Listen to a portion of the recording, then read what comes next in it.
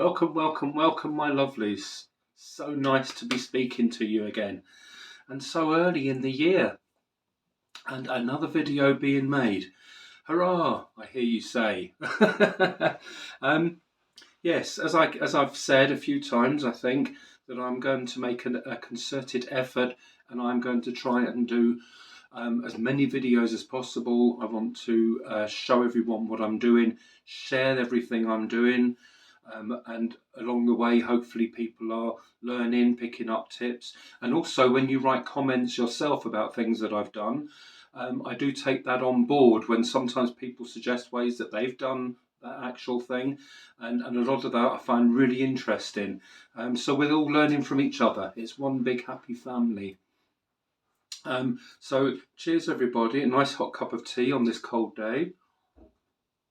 Hurrah. So today's video, I've been writing lists of videos, so I have to remember that I'm talking about the actual thing that I'm doing. There's just so much going on, you wouldn't believe it. I'm 24/7 almost, just in my head anyway. But all my waking hours, I am miniaturing, house building, anything to do with dolls' houses.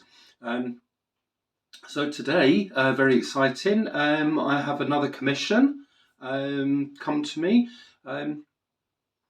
which I'm very pleased about.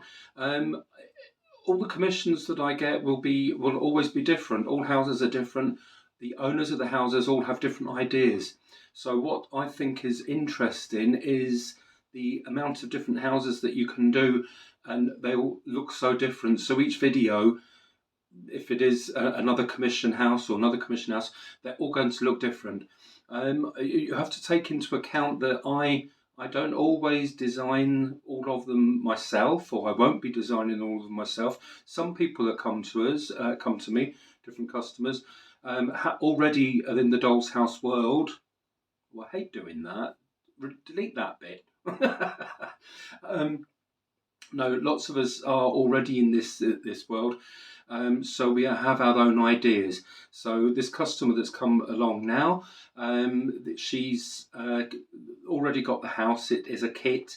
There was a floor and 3 walls glued together, so I've just slid a couple of the floors in loosely just to show you the basic shape of the house. It's not as big as the last house that I did, the last videos, but it's a nice substantial size. I think there's 7 rooms or something there's going to be in it, 6 or 7 rooms, but I shall show you very, very soon. But just to let you know that this is, I know when people comment and see the videos that I do and see the different rooms I do, and they'll very often agree or like the way I've chosen to do it. But you have to understand that I don't choose really to do this. You can make suggestions. Sometimes people go with it, sometimes people have their own ideas. This lady, I have to say, was actually really quite nice. She was very smiley, lovely, lovely lady. It was really lovely to meet you. If hopefully you're watching this video. I nearly said your name, but all clients are private, so I won't be saying that, but it was lovely meeting you, and it was quite interesting how you were so definite in what you wanted. It's going to be a lot simpler in design than the previous house I did, where it was very, very decorated and detailed. But this is as you say, it's going to be a very modern house, a very sort of off-white house. And it's going to be very, very modern and very plain. So I'm only doing certain aspects to it, and then you're going to just dress the whole thing and make it your house. Like I've always said to people, it doesn't matter whether I or you watching like what's being done. We all have our own styles. Some people will love this. Some people will want me to do more to it, but I'm restricted, obviously, in what I've been asked to do. I've been commissioned, so I do what the customer wants. Yes, so let's get on. This is so exciting, showing the beginning, because I know it may take so many days or so many weeks, but at the end of this video, we'll be able to see the finished house. So anyway, I'll show you the basic shell at the moment, and then I shall begin work on it. Yay! And in between time, I'll have a cup of tea. Okay, here we have the basic shell of the house. It's going to have a sloping roof at the front with dormer windows. And I think there's going to be a couple of rooms up in the attic. We'll just take the doors away, and this one. There we are. And then, as you can see, there'll be a hallway in the middle there. I'm guessing with stairs coming up onto the next floor, and then more stairs up into the attic. Yes, and the rooms on either side. So there we have the basic shell. What I've done first of all, the floors were loose already. It came in the pieces. I just put those together at the beginning just to show you a rough outline of the layout. But the people, the nice folks that owned the house, first of all, they bought the kit. I think they said it's at least 5 years old. I'm not quite sure, but the gentleman had put it together as far as you see it now. So there's the floor, the 2 walls, and 2 panels in the back there for the back walls, and that's as far as he got. Then they just got busy with life basically and didn't have time to do it. It's okay for people like me. It's what I do every day in life, so I have the time and the patience. So moving on from there, I think as far as I know in general, because it's going to be a very plain modern house, not fancy or Victorian or anything, and the walls at the moment are all going to be magnolia, just an off-white, a nice shade of cream actually is magnolia. It's very understated and should be used more. And this bit here, hopefully you can see it on the video, has not been painted. There's going to be, as you know from earlier on in the video, there's a wall here. So that is going to be the bathroom, and the bathroom is going to have a tiled paper on it, which we will get round to fairly soon. But what I also want to show you, if I come round this side, is oh, well, I didn't come round here to show Nigel, but here's Nigel. Oh, he's having a nice rest, just lying there looking out to the nasty weather. It's getting dark outside now, so. But no, what I wanted to show you, where the gentleman, the owner of the house, had put the house together at the back, where the panels had been pushed in at the sides, they haven't gone quite in. You can see, hopefully you can see, sorry about the camera angles, but you can see that I can catch my finger on it. Not a big deal if you were just painting the house or what have you, but the sides of the house and the front of the house is all going to be covered in a brick paper. So when you paper to the back of the wall here, there won't be anything properly to grab hold of the paper, and especially on edges it's very easy for paper to start peeling off. So I shall just pause the video and go around to the other side to show you. So here we have the front side of Nigel. Hello, Nige. I don't want to really disturb him because he's having a really nice quiet rest. But if I show you on this side, I'm using a very thin piece of wood. I'll bring it round here and show you how thin it is. It's I would say about 1 millimetre thick, if that. But it is, and it's just wide enough. It comes back to the house enough for me to fill in. So when I rub my hand on the side of the house, that's smooth all the way down. Just a little detail, but it's just little details that make the finished piece a whole lot nicer, I feel. Just puts a better quality on it. So I've glued it on with wood glue. It doesn't matter that I've smudged or smeared wood glue on any of these bits of wood. If I was staining the wood, then I wouldn't put wood glue on the outside like that, because it doesn't take the stain very well. But I'm going to be papering over it, so it doesn't matter. I can just make a mess. And also, as you can see, I've just tore off lengths of masking tape all the way down. It was such lightweight, it just stuck really well. But I'm very fastidious, is that the right word, I think, in my job. So I just put tape on as well, so I can leave it to set. Right, okay guys, I've raised the table up high, in case anyone hasn't seen what I use for my work.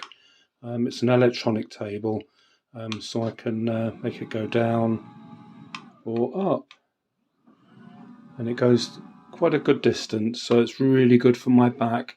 At the moment I can work on the house at this angle and I'm standing up straight, not bent over, which works a wonder, a real treat. So this is the hallway in the middle of the house, and it's got a platform halfway up between the two floors.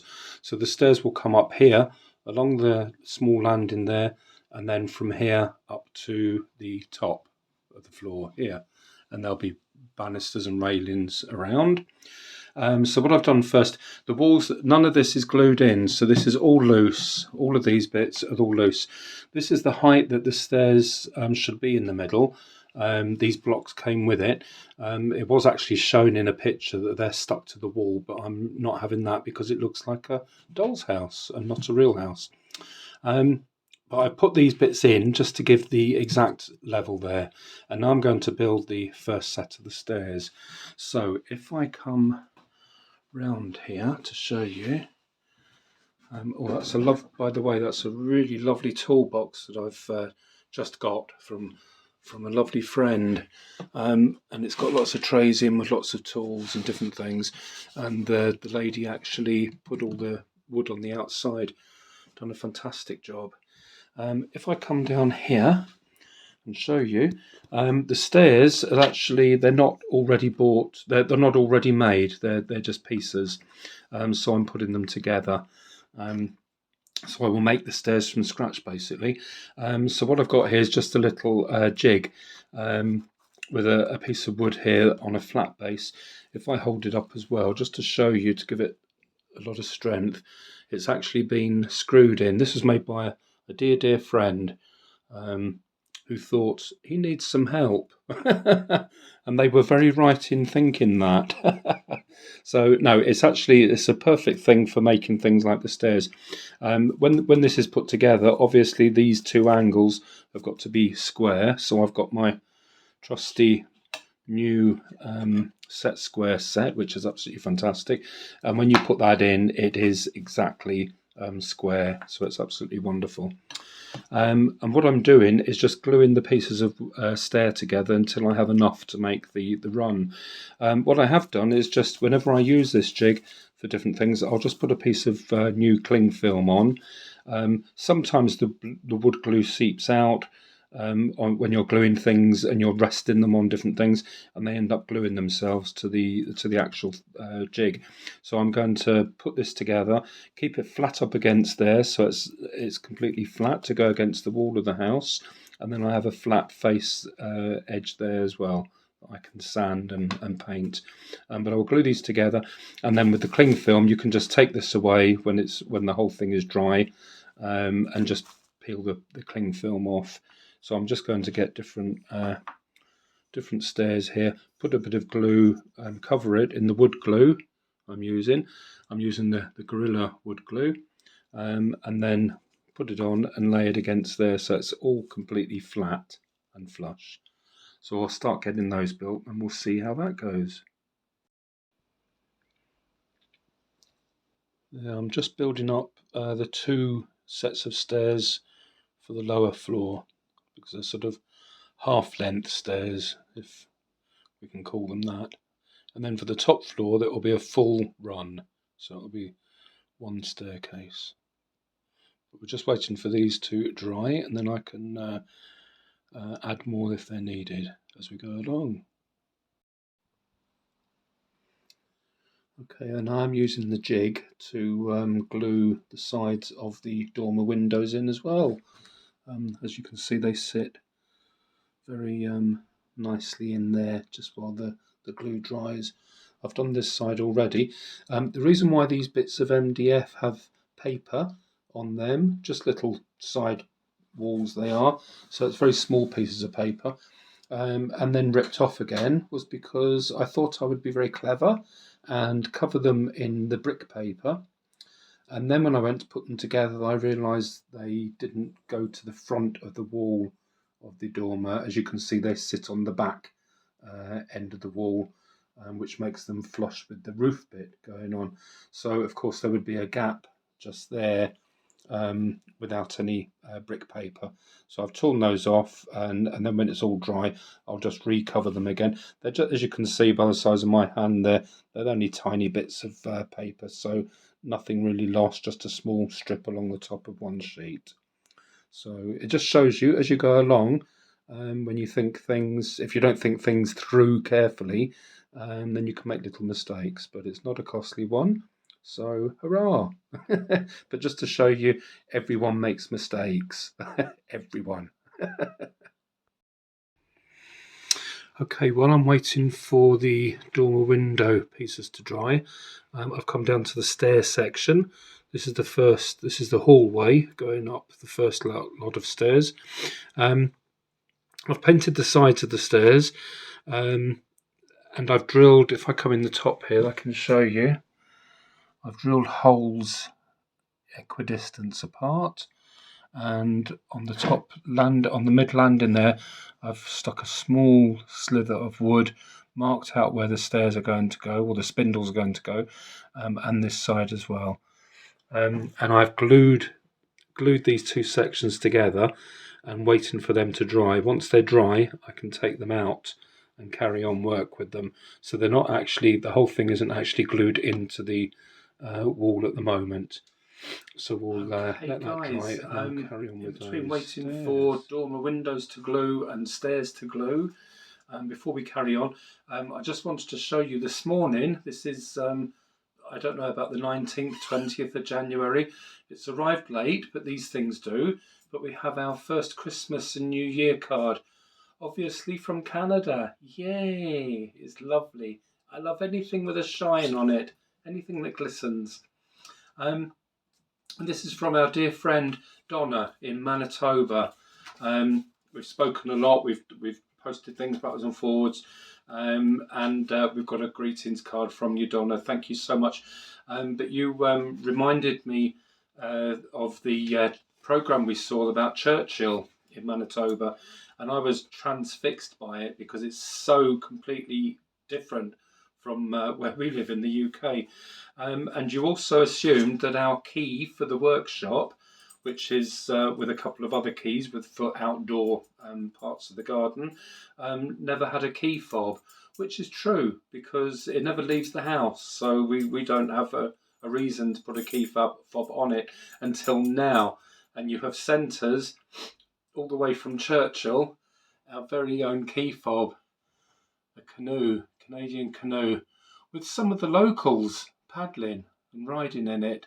I don't know if that's in focus or not, but absolutely brilliant. Absolutely love it. And when we opened the card and took this out, I was just beaming from ear to ear. Absolutely fantastic. They're quite different from the locals where we live in our town, walking around the streets. I think maybe I'd prefer some of these sometimes to just for a change.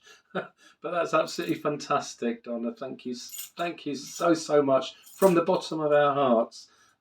And it's made our keys look more significant. So where we keep them in the house, we can grab this much easier now instead of fumbling about with them all the time. So I just thought I'd say thank you so much for our key ring. I absolutely love it. Absolutely love it. And also, as you've noticed, a change of clothing. I have had a haircut, beard cut. Um, these videos, depending on what you're doing, can go on for hours, days or weeks. So through the time of making this video, I have had a change. John Boy looked at me the other night. We were watching television, and it was I had a lot of hair going on, a lot of beard going on. It's extremely white and grey now, and he just looked at me and he said, "You remind me of Catweasel." For those of you who do not know Catweasel, if I can find one, I shall put a picture there and show you Catweasel. He was in, I think, in the 60s and 70s on our television. I used to watch it as a child and loved it back then, but never thought when I was watching it that I would end up looking like him. Who knew? Who cared? Let's move on. Okay, right. Now, before we put the stairs in or start putting the carpet on the stairs, I've just laid the whole floor in. Obviously, that needs to go in first, and then we can put some skirting around the base there. But I've laid it on. What I do is I just paste the floor with a PVA and a wide brush to get it right up around the corners onto the wood on itself, and then the paper's already cut, and then I just lay that on dry so it goes straight onto the paste, and it seems to work each time very well. And just to keep that flat, I'm going to put a couple of pieces of MDF carefully. Don't slide any wood or anything on the flooring or it may scratch. I'll put another bit there, weight it down, and then let that dry. Okay, now, so we're waiting for the floor to dry. I've weighted it down with some wood and some heavy weights, so we'll let that dry. In the meantime, I shall carpet the stairs. So I've taken out the stairs and the half landing out of the house. As I said, it wasn't glued in. I just put it in there just so I could get these two bits glued perfectly evenly and flat. About carpeting, the lady wanted a dark brown carpet, and I thought it would be quite fidgety to try and do the carpet up to the stairs and then try and cut a bit for here, then cut this. But there would be a join there at the top of the stairs. It would be very easy to do that. But no, I don't want a join at the top of the stairs. I want the carpet to come up the stairs and carry on around the landing to the base of that stair. And then, of course, you won't see the base of that stair coming up. I can put a fresh bit of carpet on there for the other stairs. So I have cut out a template, basically laying the carpet on upside down and then drawing around it carefully and then cutting it with a scalpel. And I've left enough length there, hopefully, judging it, that it will just do the stairs with a tiny bit left over to trim off. So I'm going to, the lady wanted the car, I'm doing this not completely as if it was my house at all. I'm doing this exactly as the customer wanted. The customer wanted the dark brown carpet and she wanted it covering the stairs edge to edge. So that's exactly what I'm doing. Of course, you won't see, once it's carpeted, you won't see the holes that I've drilled, but you will be able to feel for them. And I can make a small hole in the carpet, just big enough to put the spindles in, and that will hold them really nice and firmly. I didn't want to stick the spindles on top of the carpet. It's not a very good surface to glue things on in that respect, especially coming down the stairs. Along the top of the landing there, I've done two little pieces of wood and marked those where the spindles are going to go in the end. And I'm cutting the carpet, I've cut it around that because from the top there I just want that white finish base to show where the spindles are coming up from. That will look nice, it will just finish it off. So I have cut this around and I've cut out the bits where the newel posts are going to go. So it's basically just sticking this on first of all. And I'm going to start from the side and the back and then work my way down the stairs.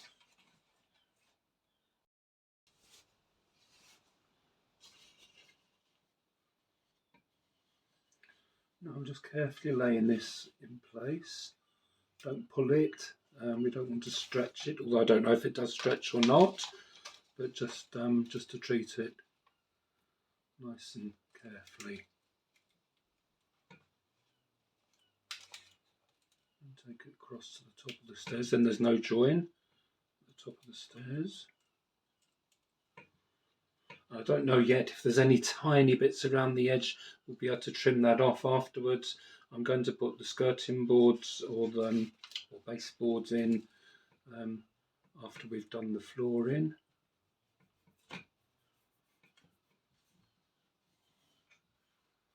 That's coming on nice and neat. And then I'll just take this down the stairs just gradually, a bit at a time. I'll have to pick it up for this and then just work it under with my thumbnail just to get a nice edge on the edge of the bull nose over the top of each stair, like so.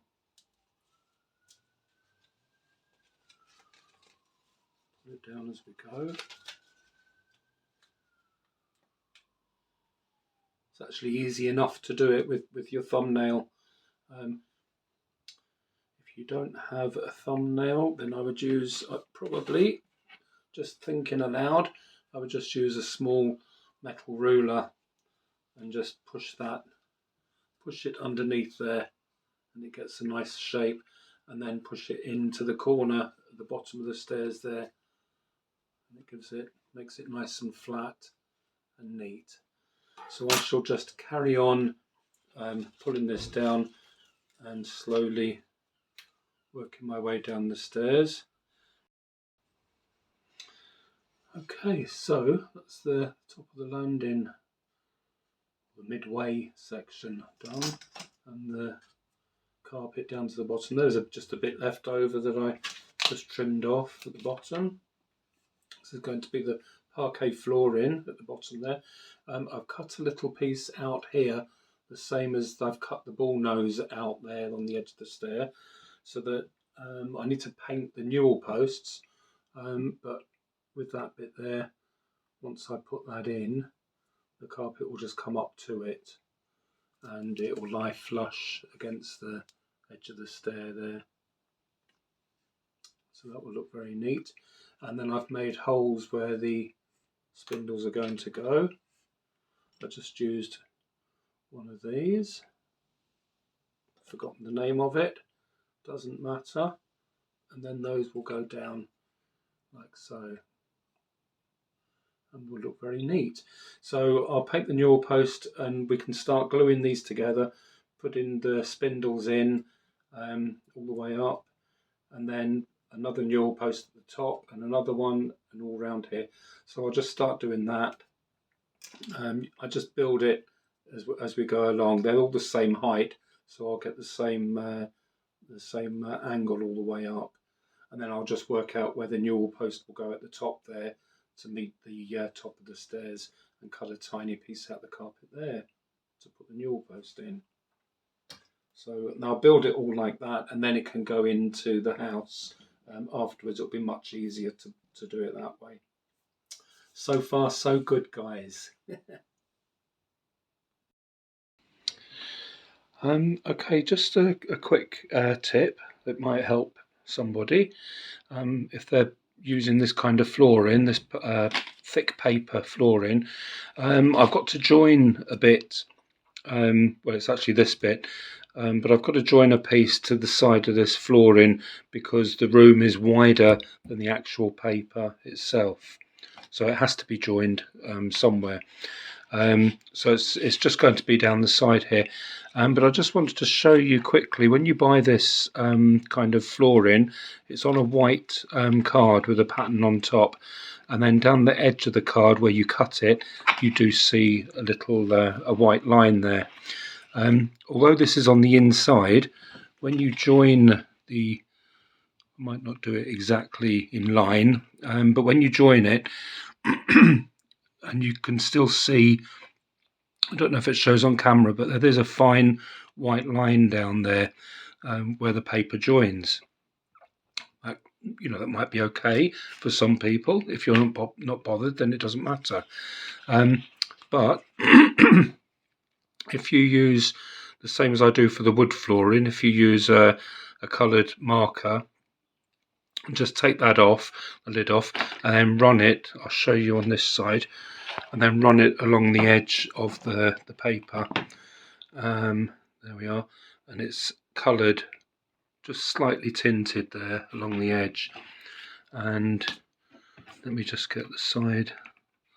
That's the unpainted white side, and that's the coloured piece on the inside. So when you lay them together, sorry I'm doing this with one hand.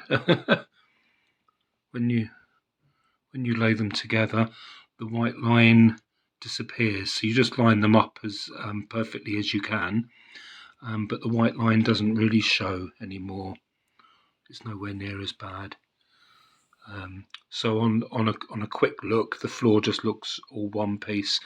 It's not until you start studying it that you sort of see the line easier. But it's just a tip that may or may not help. Hope it does. Now, in the main hallway here, the ceiling up above, I'm putting a light in. So I've drilled the hole for it in the middle of the wall. And here we are, the floor above. So the light comes up through this hole here. Then I would use the routing tool and route a line straight to the back of the house, which I will be doing for lights in this room and the floors above as well. So this is the routing tool that I use. It's from the Dremel. You can see it's been well used. It's gone black, but I just use that to route the line. I just draw a line with the ruler first of all, and then I go over it lightly with the router just to start making a tiny groove, and then go over it again and then again, so it just goes deeper and deeper. But just to show you, this doesn't have to be neat, it doesn't have to be tidy, it just has to take the cable from the light. If I bring part of the light over here, then you can see it will just lay down, and I've done it fairly deep, so it will lay down well into the floor there.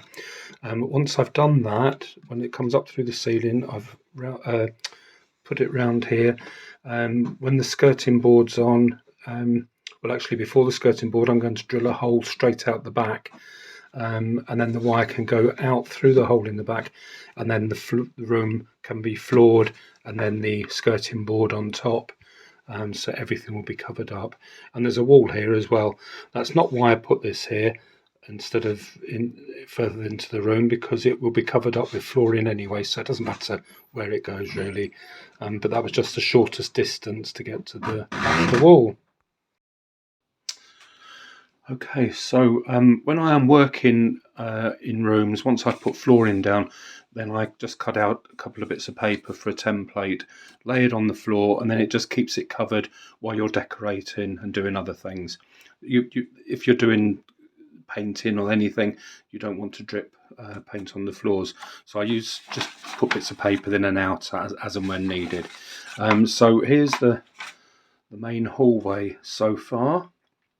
I've done the skirting boards on the ground floor, put the stairs together. As I said, I built those from scratch basically, so that's putting bits of wood together and then measuring what lengths you need to go up the banister and the spindles, and then worked out how I want it to look along the top there. And I've done a small ledge there for the spindles to sit on there. They look better like this than if they were just straight into carpet. The ones going down the stairs look better in carpet, but they're on the stairs. So it's just you work it out as you go along. And then I've come round to the return there. And now I'm just going to make the stairs going up to the next floor and fit those. So over here, I've been painting undercoating and then top coating with a satin white paint. Lots more coving, lots more skirting. There's some newel posts over there that are finished. They're just drying off. If you want to use these right away or very quickly, and you don't want to sit and wait for paint to dry, then just use, I shall come over here, just use a hairdryer and blast them with a hairdryer, dry them off, and then you can do the next coats. It looks funny having a hairdresser's hairdryer or an ex-hairdresser's hairdryer with a very macho looking drill. But I used the drill, if I can show you, to measure. I measured inwards and from back to front and measured holes there. I then used the Dremel drill, just a small one, to make small holes, and then I used the big main drill that I showed you and did the big holes there. And I also, on the drill, put tape around the end of the drill there, so I know how far to drill in to each hole. Then each hole is the same depth. And I'll just tell you quickly how I work out how deep to drill the holes. That might be of help to somebody. Okay, so I'm using these stairs that I stuck together. These are for the upper floor that I haven't started on yet. So I'll use these as an example while this is drying off. So what I would do first is just measure the newel post there, draw a little line and cut the bit of bull nose out there, because I do like the bull nose the newel post to sit against the base of the bottom stair, not sticking out from it. It just depends. You can do it how you want, but that's what I would do first of all normally. So let's just say this is against there, and just say that it is actually straight up and down. Then this is where I need 3 hands trying to hold this lump of wood and do the other things as well. But then what I do is just place it in front so it's lying flush against the bottom of the stair, and then I'm going to use the ruler. If I just point to the top square section of the newel post, just there, not at the bottom of the block, but just at the top shoulder of it there, so that line there, and that's the line I'm going to measure to, just the top of the newel post. So if I hold that there, then what I'm going to do, the edge of the ruler, the square of the ruler, I'm going to line it up with the bottom, with the back edge of the stairs. So if I just lay that on, so it's at 45 degrees basically, so it'd be on the edge of the stairs there, flush with this line here. And then I would just move the ruler up or down depending on where I've placed it until it is level with the oh, hang on, I should be doing that in centimetres, although I'm not measuring it from here. I've already done that. This won't be accurate, but then I measure from the edge of the stair there, so it's flat there, up to the top shoulder of the newel post, and I think on mine it's about 7 centimetres. So once you've done that, then the newel post itself, if you put that on there at the moment, it is too high. I don't know if I can, probably can't balance it for you to be able to see it, but on the stair there, you can't see with my hand in the way, but it is too high anyway. It's actually it's quite a bit higher than the actual newel post, so it would be sticking out there, so it needs to come down a bit. So the 7 centimetres that I measured from there to there, I then placed the ruler on the floor, not on the actual first step but on the floor, and then measure up the 7 centimetres or whatever it was that I got the measurement from, up to there. So if I do that and then hold the spindle up and put that on the floor as well, I can see where the on the step, and I can see where the 7 centimetres comes. Sorry, that's John Boy just coming in, everybody. And the door squeaking again. And when I hold that up and place it the 7 centimetres, I can tell that it's the first sort of centimetre almost of the newel post that I need to cut off. But I'm not actually going to cut that off. I'm just going to drill the hole into the bottom of the stair, the same distance. So when it comes down, it is exactly 7 centimetres high in my case. So hopefully I've explained that okay. And I wouldn't cut the newel post shorter because I don't want it. I'm not going to be sticking it on a bit of carpet once I've carpeted the stairs, because it's not very sturdy. I do want it to go into a hole so it's really firm through the carpet, as I did with the first stairs. So I'll drill the hole down. As I say, I marked the drill bit, the same measurement that this needs to be shorter. I did the same distance on the drill bit, put a bit of masking tape around it to give me that line, and then I could drill in exactly the same depth of hole for each one. Hopefully that's as clear as mucky water, or whatever they say. Let's move on. Okay, so I just wanted to show you folks, because there was a noise going on in the background because it's John painting. Carry on, John boy. I'll carry on painting. Yeah, carry on painting. But he's in the middle of painting all the inside and outside of his woman in black house. So as you can see, it's starting to become a bit gruesome and a bit gothic and a bit distressed looking. Yeah. So do you want to turn it round, and you can carry on. Okay, carry on. Okay, folks, so I just wanted to show you, this is the stairs, the second set of stairs coming back up on myself, on the house. So they're going to be, when you look at the house from the front, these are the stairs coming back up to the next level. So you can't actually put your head in physically into the house when the walls are up on the next floor to look down the stairs. So you won't, all you'll see is the top step. So you may wonder why I have carpeted all the stairs except for this top one. And also, just to show you the inside workings of the piece, when it goes in, you just see it ready made. But just to show you, because it was made of all different sections of wood, I've painted the outsides on the sides there, given it 3 coats or 4 coats, just to cover up all the joins. And on the underneath, you could see all the lines going across where the stairs were joined. So I've cut a bit of obesh wood to the right shape, and I've painted that. So it's now, you'll just see it nice and smooth underneath. You won't see any of the lines.